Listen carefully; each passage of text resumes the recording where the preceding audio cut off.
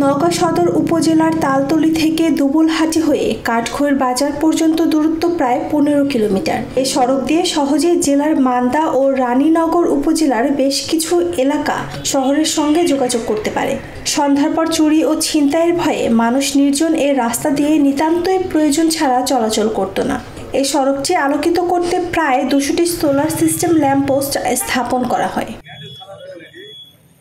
কিন্তু বর্তমানে এই সড়কের বাতিগুলো অকেজো হয়ে পড়ে।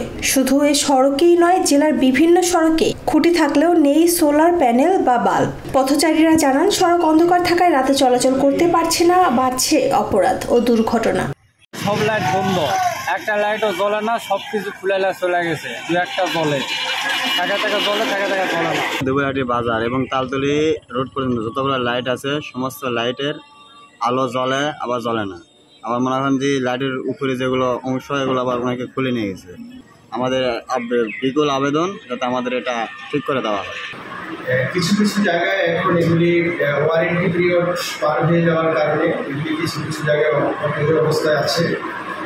ইতিমধ্যে আমাদের অধিদপ্তর এবং আমাদের মন্ত্রণালয়ে আমাদের কাছে একটি রিপোর্ট চেয়েছিল।